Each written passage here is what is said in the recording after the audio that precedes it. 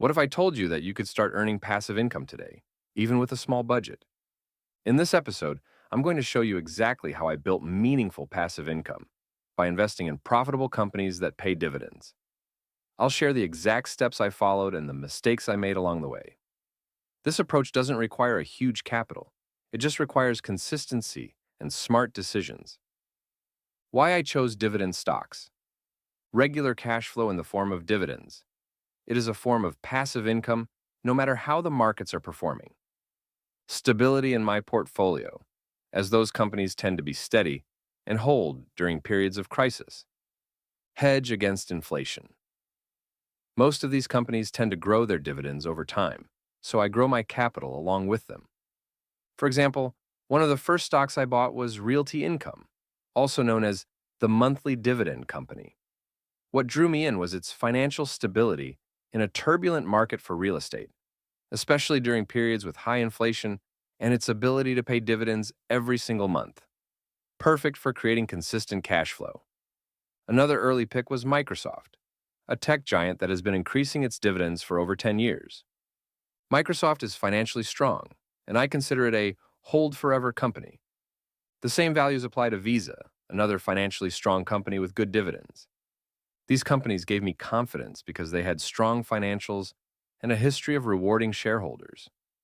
I didn't have a lot of money when I started, just about $200 that I could comfortably invest. So here's what I did. With more than half, around $120, I bought shares of an ETF that follows the S&P 500, VUSA. This ETF has around 1% dividend yield per year. I do this every month, and while my money appreciates over time as the S&P 500 increases in value, I also receive passive income from their dividends. I follow a similar approach with some of the individual companies that I own, and this way I collect every month dividends passively. As my portfolio grew, I learned to focus on companies that not only paid dividends, but also increased them consistently. Microsoft became one of my favorite investments because it has grown its dividend by about 10% annually for years. When I bought my first share at around $250, it paid me $2.72 annually in dividends. Today, that payout has grown significantly. JP Morgan Chase was another key addition to my portfolio. At the time, its dividend yield was around 3%, and it paid $5 per share annually. These companies didn't just pay me, they raised their payouts year after year, which meant my income grew without me having to do anything.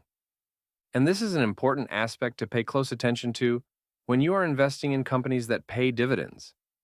The increase in their profits and dividend payout is more important than the dividend yield they offer. Companies that are not growing but have a high dividend yield might be a risky investment as they often have to take loans to pay the dividends, endangering their whole financial sustainability. I also made sure not to put all my money into one sector or company. For example, Realty Income gave me exposure to real estate, not growing in value at the moment, but very stable dividend payouts. JP Morgan and Visa added financial stability. Microsoft and later Nvidia brought tech growth into my portfolio. This diversification protects me from downturns in any single industry while keeping my income steady. Focusing on dividend growth companies helped me grow my portfolio over time. One of the first lessons I learned was finding the right balance between high-yield stocks and dividend growth stocks. Let me explain how this works with real examples from my portfolio. High-value stocks like Microsoft ensure your income keeps up with inflation and grows over time.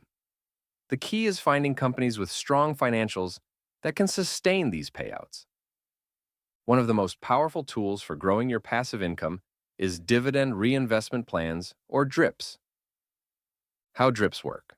A DRIP allows you to automatically reinvest your dividends into more shares of the same company without paying extra fees. For example, if you own just 2 shares of Realty Income at $60 each and earn 50 cents in monthly dividends, those dividends are reinvested to buy fractional shares. Over time, those small reinvestments add up and compound your returns faster than if you took the cash payout. I rely heavily on DRIPs to grow my portfolio without adding more money immediately. It's a simple way to let your investments work for you automatically. I'll admit it, I love monthly dividends. Knowing that money was coming in every month motivated me to keep investing. Of course, it wasn't all smooth sailing.